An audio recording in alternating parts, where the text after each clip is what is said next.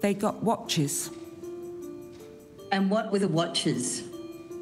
They were a Cartier watch of about a value of $3,000 each. This was not consistent with public expectations about how taxpayers' money should be spent.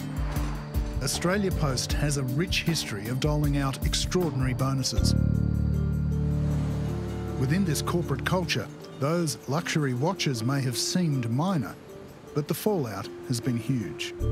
Now, we are the shareholders of Australia Post, Mr Speaker, on behalf of the Australian people. And if the Chief Executive wishes to stand aside, well, not wishes to stand aside, she's been instructed to stand aside. And if she doesn't wish to do that, Mr Speaker, she can go. We're moving to the next question. It's still very difficult for me to talk about that day, because to talk about that day, I have to relive it. The controversy has sparked furious debate over the future of Australia Post as one of the last remaining publicly owned national institutions. It is a great national asset and it belongs to the Australian people. It is an asset that should remain with the Australian people. Don't give me that rubbish that they wouldn't sell anything off. They'd sell their bloody mother if they could. Australia Post is publicly owned. It will stay publicly owned. Tonight on Four Corners, we investigate the turmoil that's engulfed Australia Post. We examine the claims and counterclaims of secret plans to privatise, the plans to cut deliveries and posties jobs, the culture of lavish spending and soaring executive salaries, and what brought down the high-profile CEO, Christine Holgate.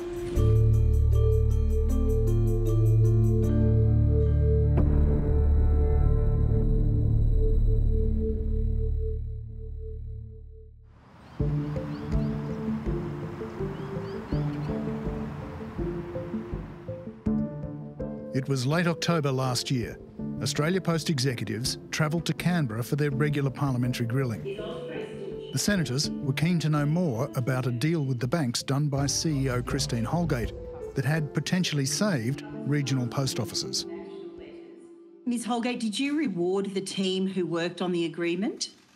There were a small number of senior people who'd put in an inordinate amount of work in, and they did receive an award from the chair, myself, and on behalf of the board. Senator Kitchen, Labor Senator Kimberley Kitching had been fed insider information about the purchase of 4 Cartier watches. She was on the hunt for a headline. When was that purchase made? What month was that made in and what year? I believe, Senator, it was October 2018. Australia Post was aware the watches could be a political problem and had prepared briefing notes for several of the CEO's Senate appearances from the moment they were given. Do you, Ms Holgate, consider it appropriate to use taxpayers' money to buy Cartier watches for already highly remunerated Australia Post executives?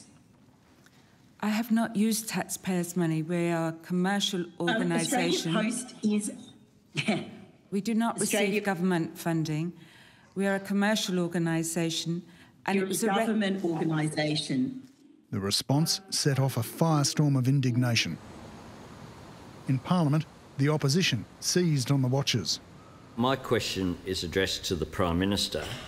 How is it that on his watch, in the middle of the worst recession in almost a century, with 1 million Australians unemployed, businesses collapsing and $1 trillion of Liberal debt, this government is taking no action against the Liberal-appointed Australia Post Board, which spent $12,000 of taxpayers' money on Cartier watches?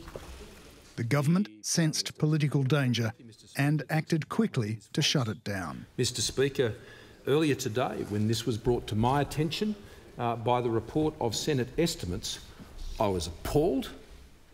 It's disgraceful, and it's not on, Mr Speaker. Had you lost confidence in Christine Holgate before this affair had happened? No, there's no suggestion of that. This was a case of dealing with public money that, when I became aware of it, when the Prime Minister became aware of it, when the government became aware of it generally, raised significant concerns, and in our judgment, it needed to be investigated, and investigated quickly. I think I was thrown under the bus and the bus reversed back over me, you know. And that is actually a really important point. It isn't just what happened in Parliament.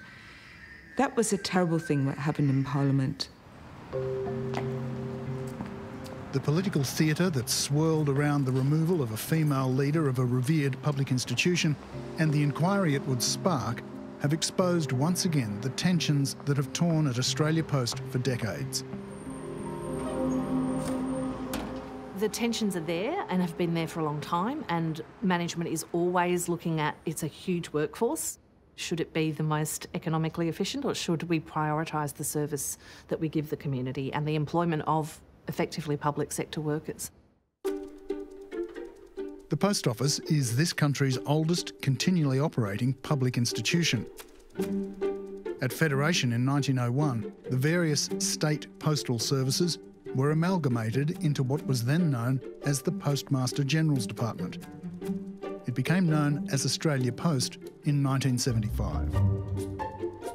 Australia Post has always had an incredibly good reputation for reliability, security and basically trust. It's more than just, you know, a letter delivery or a parcel delivery. It's about a sense of community. Consistently, all surveys and polls of Australians find that Australia Post is a very important part of their lives. Particularly in regional Australia, it's often the only service left in a lot of regional towns that have lost their banks. They've still got post offices or licensed post offices.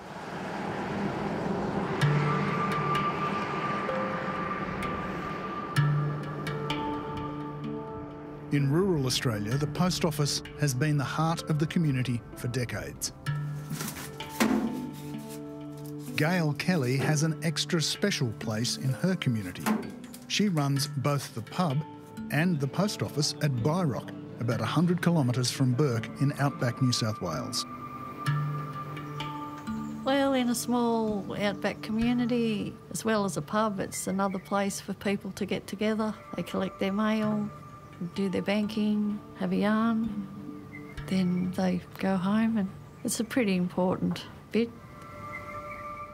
And we all keep tabs on each other, like there's fellas around on properties and you don't see them for a couple of days and they don't come and pick their mail up, and think, right, we'll see about that. You know, go and see if they're okay, whatever. As other services have fallen away over the years, the Post Office has become even more important. When we first took over, before we got computerised and everything, it was basically just a post office with letters and a few parcels. But since the computers and the banking, it's become everything, and it's sort of like a hub of a community now.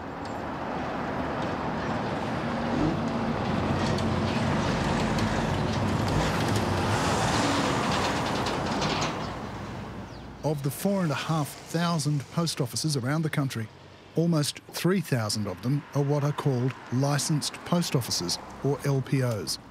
Privately run, franchised businesses. They provide a vital community service, but to do that, they also need to make a profit. We are paid on a transactional basis. We are not paid to be here. We are not a paid public servant. So it's very important for licensees that Australia Post is profitable and run well and looking to, you know, provide the future needs of our communities. Life for these small post office operators is a world away from the suits at head office in the city, where six-figure salaries are common and exorbitant bonuses are expected. It may have sparked a leadership crisis, but in the culture of largesse at Australia Post, the gifting of Cartier watches was relatively minor. Last year alone, Post approved more than $90 million in bonuses. There's a saying among those lucky enough to get an executive job there, You only get one Australia Post in your lifetime. Don't waste it. There is an argument that a government business enterprise shouldn't be paying bonuses at the top level that the private sector pays. That is actually excessive, that it's incumbent on a government business enterprise, if you're paying bonuses, to keep them modest and in line with community expectations. One of the recipients of the Cartier watches also received a $413,000 bonus that same year. I think that's the problem, not just the watches, but executives getting very high six-figure salaries and then getting very high six-figure bonuses on top of that. You don't think that's slightly out of whack with community expectations? I understand people have different views, community expectations about salaries for executives. But if you look at the size of their roles in comparative organisations, I think you'll find that they're actually rewarded very fairly.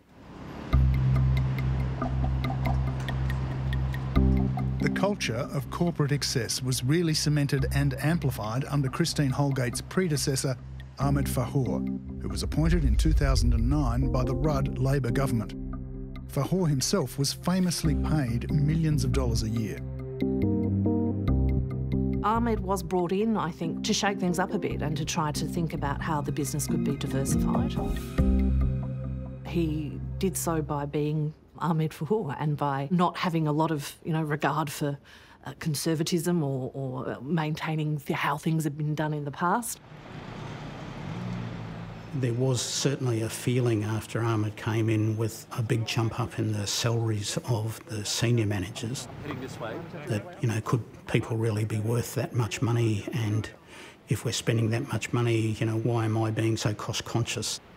So when you have a look at that, you then say, well, is this person really worth 10 times what I'm earning, or 20 or 30 times what a postie might earn? Graham O'Brien spent 50 years at Australia Post. From a 15-year-old telegram boy, he rose through the organisation to eventually become head of parcel processing during Fahour's time as CEO. He made a number of changes and brought in a lot of people, I guess, out of the banking sector that tended to change the commercial and outlook of Australia Post from a logistics company to a more commercially oriented company. Fahour was grappling with the problem that had plagued Australia Post for decades, the collapse of the letters delivery business. The doomsayers were aplenty from 1990 saying letters are dead, no one's going to use those, everyone rings, everyone emails, letters are gone. Australia Post, all postal administrations all over the world will, disappear within 5 years, and then it became 10 and then 20. The parcels business, fuelled by online shopping, was expected to boom. One of the first things Fahour did was buy the failing parcel delivery service StarTrack. In doing so, he secured almost 80% of the parcels market and established a separate parcels division within Australia Post. From the start, this caused speculation that it was being set up to sell, triggering suspicion that Australia Post was being primed for at least partial privatisation.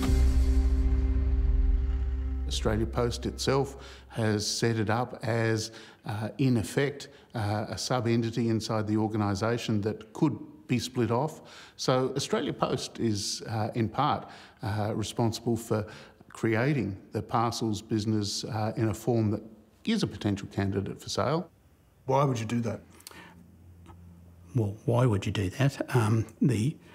I guess the only logical answer to that would be to say at some point you could sell StarTrack and still say to the Australian public, well, we've still got Australia Post.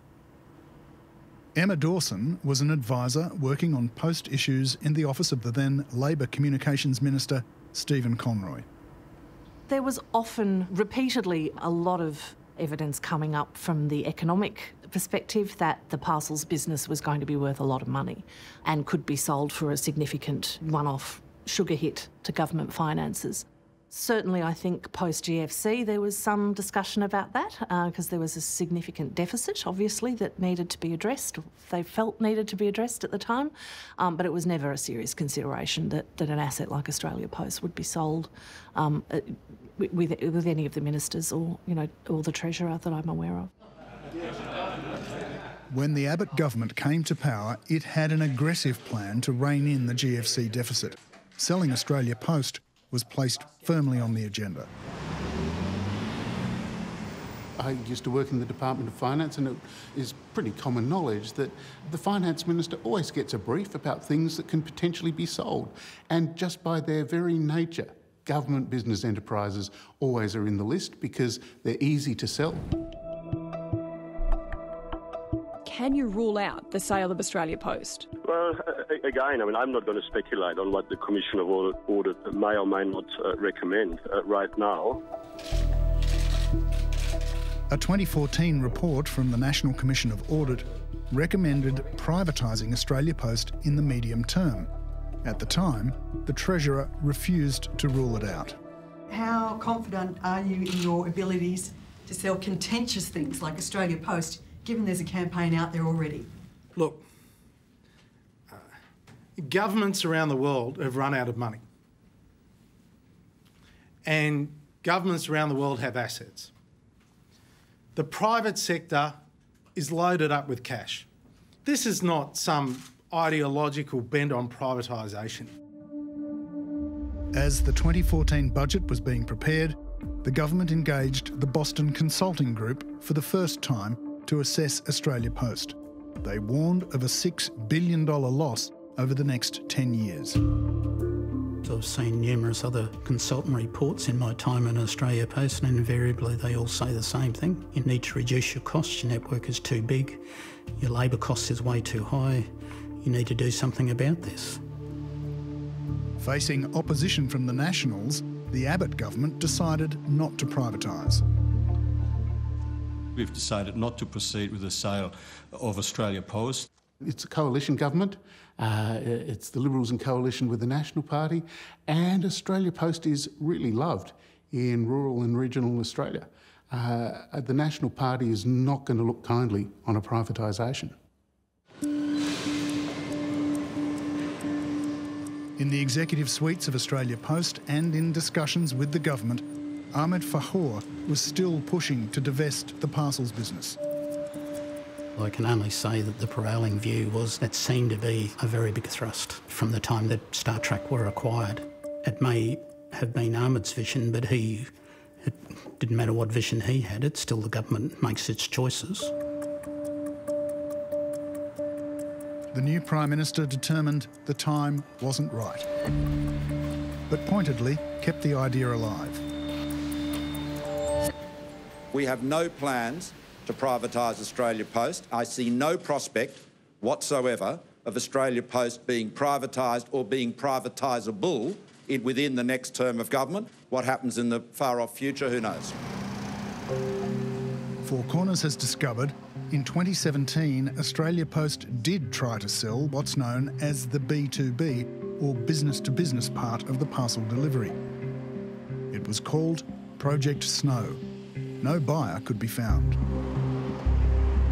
There are aspects of Australia Post that are easier to privatise. Parcels business is a big chunk of Australia Post, so I would suggest it's worth well in the region of $5 billion plus. Fahour's tenure ended amid the same type of furore that would later lead to Holgate's demise.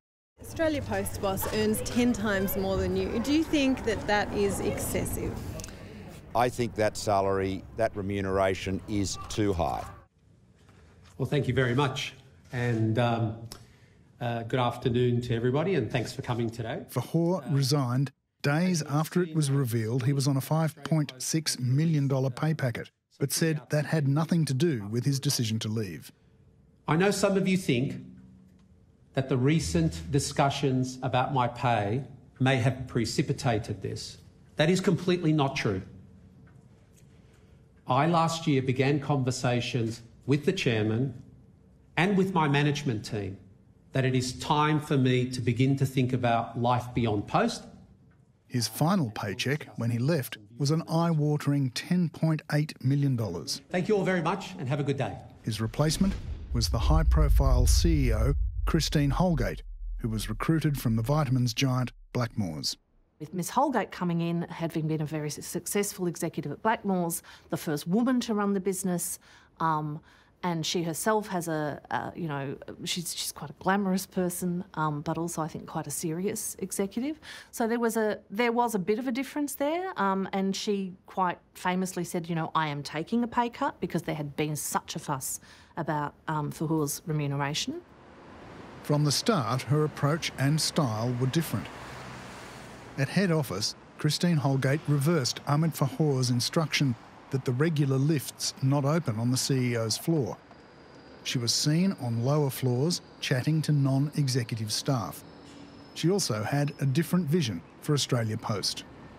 She had a belief that growing revenue rather than constant cost cutting was the way to make sure that there was a viable Australia Post in operation to serve the community.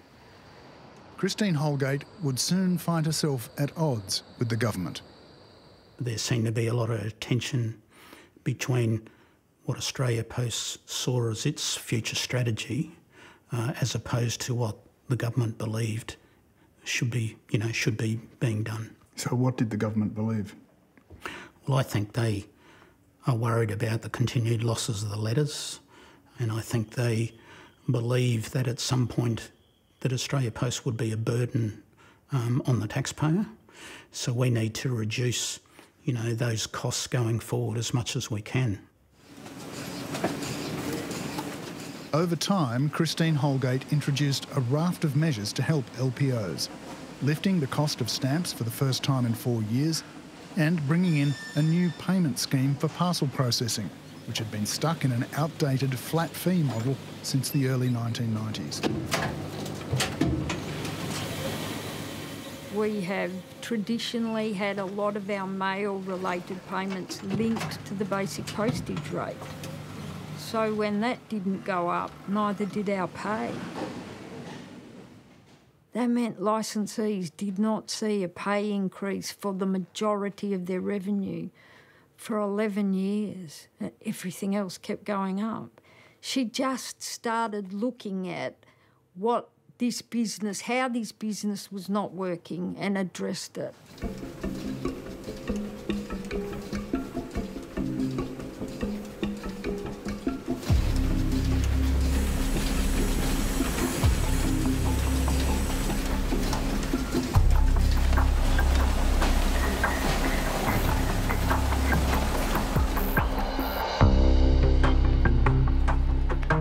The most significant boost to the viability of the LPOs came with the deal signed with 3 of the big 4 banks called Bank at Post. That forced the banks to increase the fee paid to LPOs for transactions.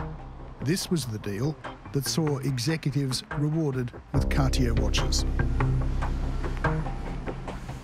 They deserved a lot more than a Cartier watch.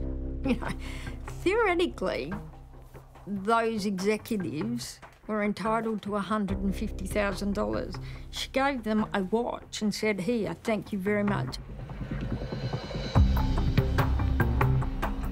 While growing the business, Australia Post also had to find savings. A proposal was drafted to restructure the workforce, which the unions believed could lead to the loss of up to 1 in 4 postal delivery jobs. The union was rightly concerned that there was a shift within the company to reduce significantly the number of posties on beats as a cost-cutting measure. From our experience, it was very clear that Australia Post had a plan to cut 2,000 postal workers' jobs as part of the regulation changes in the 1 in 4 process, where 1 in 4 no longer had a round to do. Four Corners has spoken to former senior executives who insist plans were in train to cut 1 in 4 posties jobs over time through natural attrition. Christine Holgate denies there ever was such a plan. There absolutely was not. There wasn't? No, there was not. Absolutely was not. You didn't support the idea of reducing the number of posties or letter delivery days either at that time? I at no point supported the cutting of 1 in 4 people's jobs. Was that discussed? No, I don't know where that's come from, in all honesty. By 2019, a new Communications Minister, Paul Fletcher, was in charge. Minister Fletcher had a very high level of involvement with Australia Post, And that was very different to how we worked with other ministers. We would meet with Minister Fletcher every month. In fact, I think we met with Minister Fletcher more than our own board. He would want to approve important press releases. Minister Fletcher appointed a new chairman to the board, and BCG was paid $1.3 million to undertake yet another examination of Australia Post's operation. So what were the terms of reference? Broadly, it was have a look at Australia Post's strategic challenges, tell us what they are, tell us what you think the trends are. In other words, what's your view about the rate at which letters volumes have been declining and what happens in the future.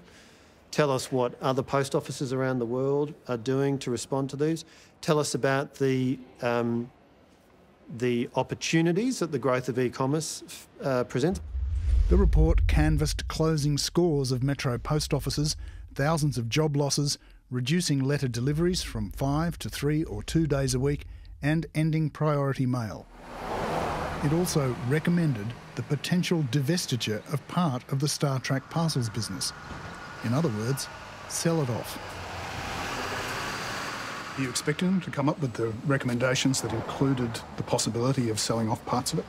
Well, what they came up with was essentially a set of possible pathways. That's what you'd expect from a piece of work by a consulting firm. But I make the point, it's a report to government, not a report of government. You know, they're charged with putting up ideas. As the shareholder, government makes the decisions about what, if anything, we'll do. I think the government has been caught out trying to privatise Australia Post. I think the evidence is very, very clear what the Boston Consulting Group had recommended, despite the claims that they had made no recommendation, despite the claims the government made that this was a report that just ended up in the bin. That's nonsense, complete nonsense. It's pretty clear, as I've said, there'll be no change to the ownership of Australia Post. The parcels business will stay part of Australia Post, is not going to be sold off. The report was never acted upon, but in her interview with Four Corners, Christine Holgate says it was clear the government wanted Australia Post to take BCG's recommendations seriously. Minister Cormann wrote to the chair and the board of Australia Post and asked us to, while we prepare our corporate plan for the year ahead, to consider carefully the recommendations put forward by BCG. So I'm not sure why any minister would say they hadn't recommended it. In March last year, the arrival of COVID set in train events that would ultimately result in the end of Christine Holgate's leadership. The first thing that happened was an increase in online shopping that led to a surge in the parcels business. I have never seen anything like last year. It was really unbelievable, the amount of parcels. Like, it was just stunning, and it hasn't stopped.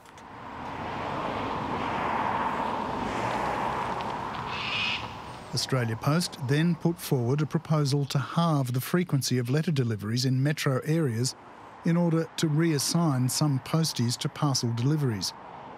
This was called the alternative delivery model.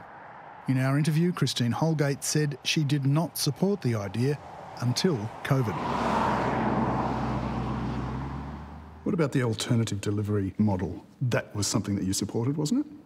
I supported the alternative delivery model for the time that we were in COVID. We couldn't have operated without it. We were expected overnight to manage 175% growth in parcels. But any change to the delivery model would require parliamentary approval. This created an unexpected and unusual alliance. I got involved with Christine Holgate, and the first time I met her was last year, about beginning of COVID, when the Labor Party tried to move a disallowance motion about how they changed the delivery of parcels, and it came down to my vote.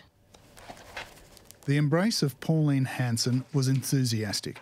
As COVID took hold in Melbourne, the council tried to stop One Nation's provocative plan to send stubby holders to the lockdown public housing towers. Christine Holgate intervened to ensure it happened. I had every right to deliver stubby holders or One Nation stuff to people in Melbourne, whoever I wanted to deliver it to. It's not up to any council or state government or anyone else to intervene. That is not their job. It is the job of Australia Post to deliver mail. The suggestion is that you were trying to encourage a relationship with her, to promote a relationship with her, because it was important for you politically. I don't believe that suggestion true, any more than I had a strong relationship with many senators. It's my job to know the senators. It's my job to know people from every political party, because I need to understand what the people of this country needed from Australia Post. So it's not about one person. It's actually, I think you'll find out that I knew many of them. The temporary reduction to letter deliveries passed Parliament, but the unions still feared it was cover for permanent change.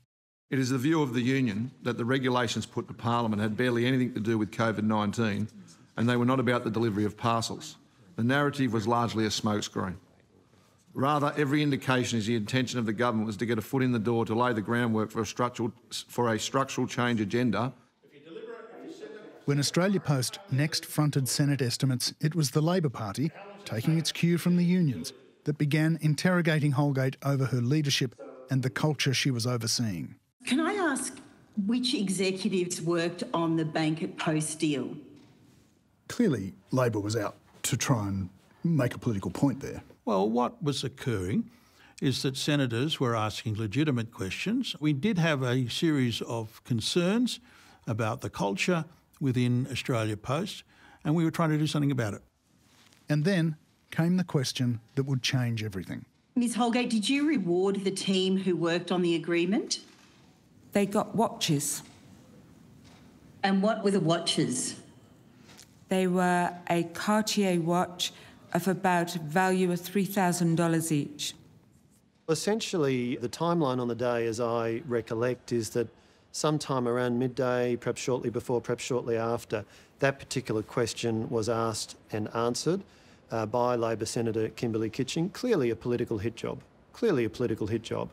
And, you know, if Senator Kitching had concerns about these matters, she was welcome to call me and say, look, I've got concerns about what's happening here. Can we deal with this in a sensible manner? But no, it was clearly a search for a headline. But look, in relation to the events of that day, that was the first I had heard of it. It was the first the Prime Minister had heard of it. She's been instructed to stand aside, and if she doesn't wish to do that, Mr Speaker, she can go. Do I feel it was escalated because I was a woman? Yes, I do. But what do I really think was at fault here? It's about workplace bullying. I have said that time and time again. And that's what I want to stand up and fight for. I would reject strongly the proposition that in some way the expectations are different as between a male executive and a female executive. In fact, I would have thought that's absolutely the opposite of the outcome that we want. She was upset about what had just happened, yes. What actually happened on that day is, as we now know, hotly disputed. Christine Holgate maintains she never agreed to stand aside. And my strong advice to her was that she stand aside. It would be in her best interest. And what was her response when you said that? And she agreed to that. I did not agree to stand aside, and there is not considerable dispute about that. Nobody, other than the chair, has come forward and said, I agreed to stand aside. Why didn't you stand aside, given that there was all this pressure coming for you to do so? Because I did not believe it was the right thing for the organisation. We were heading into peak. And secondly, I hadn't done anything wrong. We've got the substantive issues. The chair, Lucio Di Bartolomeo, refused an interview for this program. The government's position... What the Senate process has made clear is that the government was pressuring the board. When the minister first rang me early that afternoon, he advised me that, he was going to instigate an independent review of the circumstances, investigation in the circumstances surrounding these watches. He wanted me and the board to support that investigation as required, and he would like Christine to stand aside during the term of the investigation. Is it an appropriate way to deal with the chair of a government business enterprise on a matter that isn't really critical to the viability of the organisation by asking directly, a minister directly asking the board to intervene in that way? Well, yes, it's absolutely appropriate. Let's be clear, Australia Post is 100% owned by the Commonwealth on behalf of the people of Australia. The Prime Minister and I discussed the matter. I spoke to Lucio Di Bartolomeo, the chair of Australia Post. He, in his evidence to the Senate committee, said words to the effect of he saw that as an expression of the government's strong preference, or words to that effect. They unlawfully stood me down and by doing so repudiated my contract. The whole point about having a government business enterprise is that you don't want ministers to step in and interfere with the management of the organisation. The level of communication and contact between shareholder and board should be always at a professional and, to some extent, well-documented and distant level. So getting too heavily involved isn't actually appropriate and was probably a misstep at the time. She didn't play the politics well. I think she was surprised by the politics. You know, having come from the private sector, it is a very high-profile role, and no matter how much you're told to prepare for that, I don't imagine anyone ever can be. Months after the Watchers scandal, a Senate inquiry began into Australia Post and the circumstances of Christine Holgate's departure. By the time that got underway, she had a good grasp of the political theatre. She hired an expensive public relations advisor, appeared with her supporters dressed in what was described as suffragette white, and took aim. We did choose white to wear. It was actually the recommendation of Carla Sambati. She was a very good friend to me and a good advisor. And she always spoke about the importance of clothes. And it's with great sadness that she has now passed. So I think you will find that I was wearing a Carla Sambati jacket on the day. My next call straight after... Do you think that was the point she was trying to make, coming dressed in suffragette white and the theatrics of all of that? Look, again, I won't get into commentary on the Senate committee. I understand, the government understands that it's been a difficult period for Christine Holgate. How do you respond to that? The minister is accountable. I don't dislike the minister, but he is accountable. What he did was wrong. He can simply apologise. When she appeared at the Senate inquiry, Christine Holgate was flanked by her most loyal supporter, Angela Cramp. Another strong Holgate supporter is Robert Barwick from the Australian Citizens Party. This week, we are mobilising to get a lot of people who support us on this issue to call the two shareholder ministers for Australia Post, and we want people to call with one message. Tell them to reinstate Christine Holgate. Some licensees are members of the Citizens Party.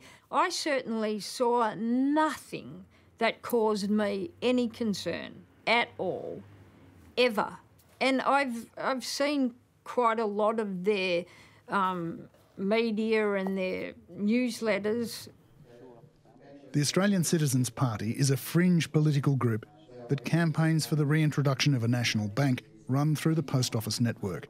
The issue I'm raising, Ms Cramp, is that I think it would concern many Australians. It's also been accused of having controversial roots. You would be aware, Ms Cramp, the controversial foundations of the Australian Citizens Party, formerly known as the Citizens Electoral Council, which is based on the political leader Lyndon LaRouche, someone who is said to be anti-Semitic, a racist and a conspiracy theorist. And I might suggest that somebody said Christine Holgate had breached or misappropriated taxpayers' funds. So can I just ask you to answer that question? Okay.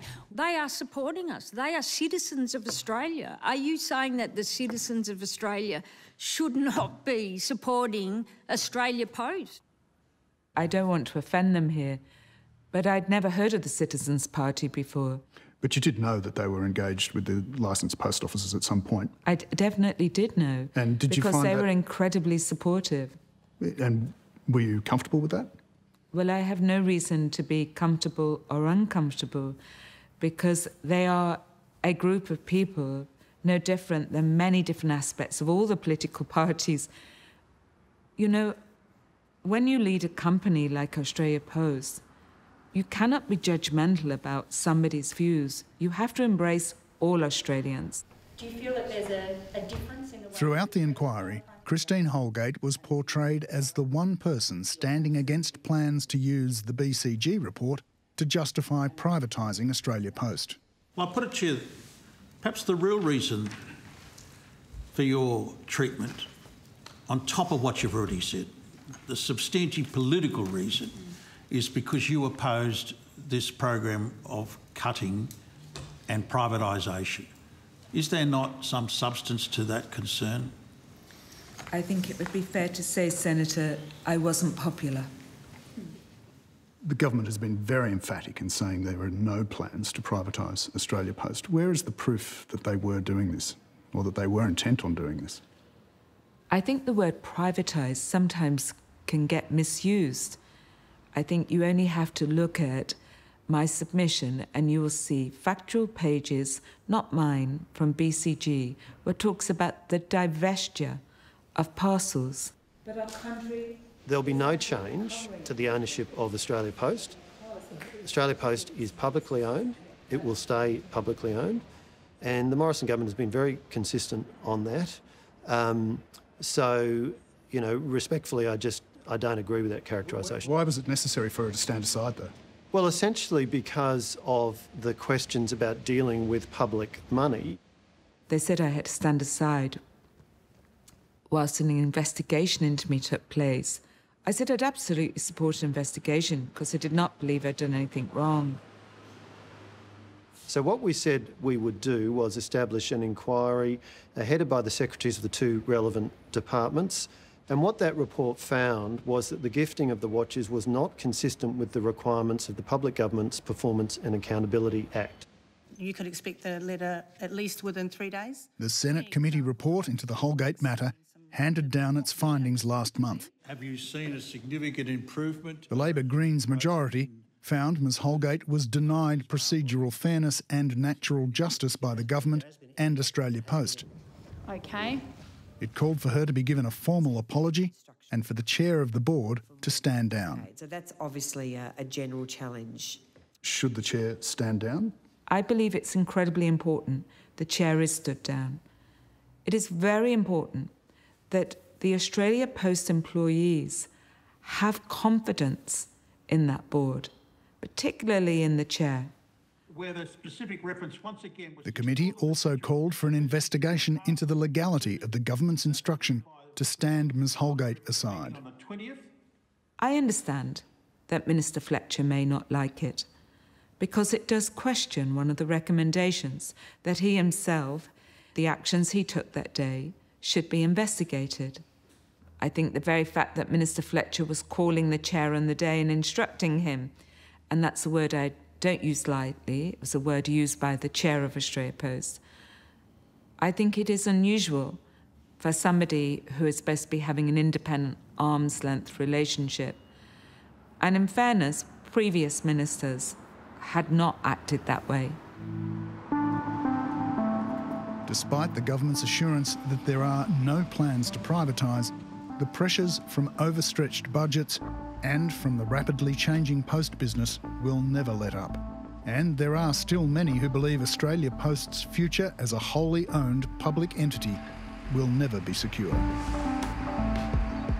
There is no intention today. If we look back at the GST, there will be no GST in my government. The next government, yes, there's a GST. Today, they're not intending to do it. Tomorrow, they haven't ruled it out. Like, that's the reality of it.